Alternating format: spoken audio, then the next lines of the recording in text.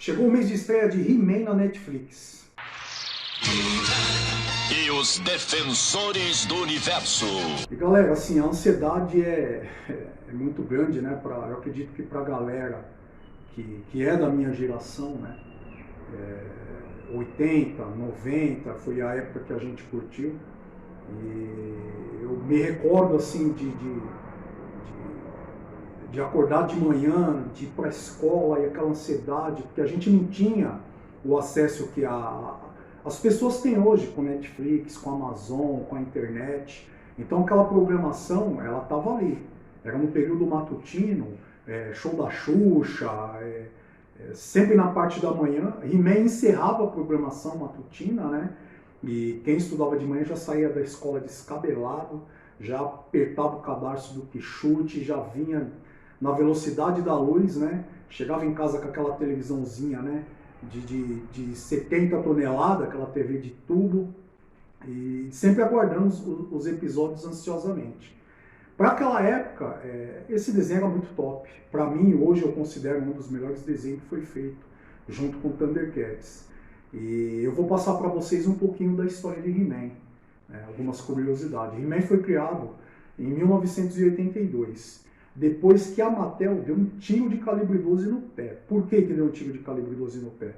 Porque quando criaram Star Wars, George Lucas levou o projeto da linha de Guerra nas Estrelas para a Mattel, para criar os brinquedos de Star Wars. Só que, incrivelmente, a Mattel acabou rejeitando a ideia de produzir a linha de brinquedo de Guerra nas Estrelas. Ou seja, perderam muito dinheiro, muita grana. Star Wars até hoje é a maior franquia em filme, em série, em desenho, em brinquedo. Ela vende tudo. Aonde ela bota a mão, aonde Star Wars bota a mão, vira ouro, né? E aí bateu o desespero na Mattel. Falou, mano, o que a gente fez? Vamos correr atrás. E tentaram lançar Fúria de Titãs, né? Da época do filme Fúria de Titãs, mesmo aquele filme antigão com aquela coruja de metal. Flash Gordon, né? Não deu certo e eles precisavam de uma referência. Aí fizeram um estudo, vamos fazer um estudo, vamos pegar a criançada e tal, vai em cima da criançada. Ou seja, a criançada daquela época gostava do quê? De personagem com força, forte, né? E a molecada falava que queria ter a força. E por incrível que pareça, a referência para a molecada foi justamente Conan, né? Eu particularmente adoro, eu acho um dos melhores filmes do Arnold Schwarzenegger, que é Conan, né? E tiveram essa ideia aí de usar como referência. E como a Mattel tinha tentado vender alguns personagens de Conan, né, mas devido à violência do filme, eles acabaram tirando fora, porque acharam que não era conveniente para a criançada naquela época, eles simplesmente começaram a fazer as trocas de cabeça, né? Começaram a trocar e tal, então ficava mais fácil de desenvolver os brinquedos naquela época, que era só trocar algumas peças, né? E até chegar no He-Man, eles foram fazendo alguns protótipos, né? E aí o nome de He-Man foi criado, né? Em 1982 e esteticamente, né? O estúdio, cada pessoa foi responsável por uma parte. Um deu o nome, mas não tinha o projeto do personagem. Aí chegou no outro, o cara já tinha um desenho de um bárbaro. O He-Man, a princípio, nem espada tinha, era um machado, né? E os caras fizeram o desenho lá e foi aparecendo assim na sequência outros vários personagens. Inclusive o esqueleto, o rapaz que ficou responsável pela criação, ele já tinha o desenho do esqueleto na mão, ele já tinha pronto o personagem do esqueleto. E He-Man, ele veio a princípio como gibi, né, para alavancar os brinquedos em histórias em gibi. A primeira história era sobre a espada do poder, né, a espada do He-Man. Só que o questionamento foi o seguinte, peraí, molecada de 5 anos não sabe ler gibi, né? E Star Wars, para vender brinquedo, tem um filme, né? E aí os caras ficaram na sinuca de bico, tentaram lançar um especial de 1 hora, no final de ano. Ficou mais ou menos, contou sobre a história de Eternia e tal, mas a Filmation, ela foi um pouquinho mais além, né?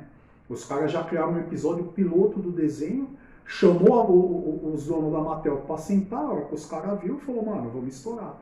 E He-Man acabou assim se tornando o desenho que é até hoje, né? A gente sente saudade, a gente gosta dos personagens de He-Man. E a Netflix agora veio com essa surpresa pra gente, né? Porque He-Man teve filme, foi um fracasso, uma porcaria aquele filme do final da década de 80. Depois teve mais 2 desenhos, eu não curti muito, né? O primeiro eu achei horrível, o segundo um pouquinho melhor, né? E a gente está na expectativa agora, dia 23 de julho, com o lançamento do desenho do He-Man. Vou falar para vocês o que eu espero. Eu espero que eles não fujam, né, a essência do desenho da década de 80, né, que tem que dar uma modernizada, isso tem de fato, né, mas eu acredito que a história vai ser em cima da continuação de como ela já vinha se desenrolando, né. Acredito que o desenho ele vai se tornar um pouco mais adulto, que ele era bem para criançada naquela época, e hoje aquela criançada está na faixa dos 40 e poucos anos, que é o meu caso, né? E vamos dar uma olhadinha no primeiro trailer para a gente poder comentar. Inúmeras vezes você tentou tomar o castelo, mas nunca irá conseguir, esqueleto. Chame seu campeão! É uma nostalgia, uma coisa diferente, né, meu? Pra quem curtiu, pra quem gosta. Eu chego aqui, chame seu campeão, muito lindo.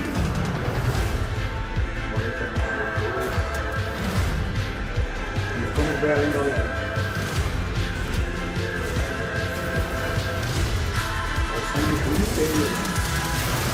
Isso é nostalgia pura.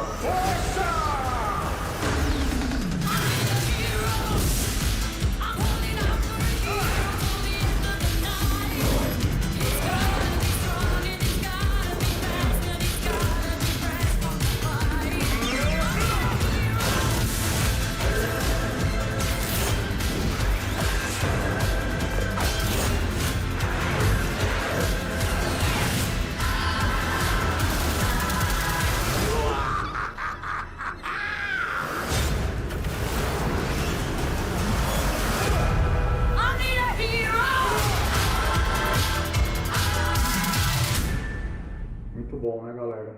É assim, dá uma nostalgia, a gente volta um pouquinho para aquela época que a gente era criança, né? Eu me recordo, eu devia ter na faixa aí de uns 6, 7 anos, na época que saiu o He-Man, e veio uma sequência muito boa de desenho, né? Todas as referências que você vê hoje em dia de filme, de série, de desenho, é tudo fruto lá de trás. Foram feitos na década de 70, na década de 80. Se você for pegar Batman, Homem-Aranha, Superman, né, X-Men, esses desenhos são muito antigos, né? He-Man. A gente sabe que tem projeto para filme pro Thundercats. Eu era alucinado. Eu lembro que a gente comprava um chiclete que saía a estampa, né, dos personagens. E eu tinha todas as minhas roupas, os avental que a gente usava na época que ia para a escola. Eu tinha o olho de Tandera no bolso. He-Man, eu colecionei muitas coisas, ainda tem algumas coisas comigo. E a gente está numa expectativa muito grande, né, galera? Vamos ver o trailer que saiu ontem, para a gente ter uma ideia um pouquinho de como que vai ser a história de He-Man. E os Defensores do Universo. Magic gave birth to Eternia, the first planet in all of creation. But now the magic is gone. And without magic, Eternia will rot and die. And as goes Eternia, so goes the entire universe. I built a life of truth. Away from magic. Now you want me to save magic?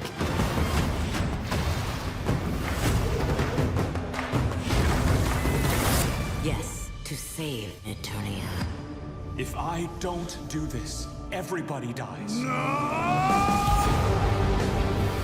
Whatever became of Eternia, we'll face it together. No one else dies. But the Sword of Power was destroyed. Not destroyed, divided. Whether you serve Grayskull or Snake Mountain, We all gotta work together now. Or else Eternia dies. What were we ever fighting for? Being a hero swallows you whole. Well, that's a risk I'm willing to take.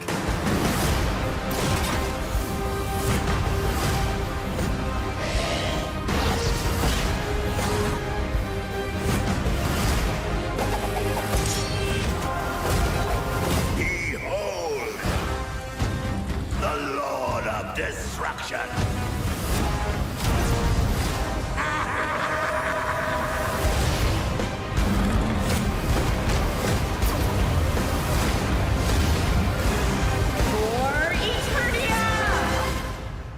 Still know the tune? Some things you can never forget.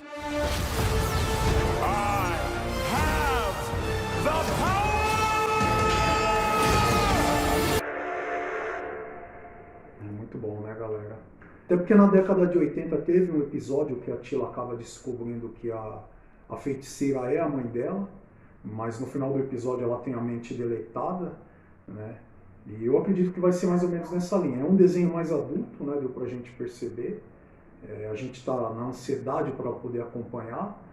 E eu vou pedir para você para curtir o Informa São Paulo, se inscreve aqui, né?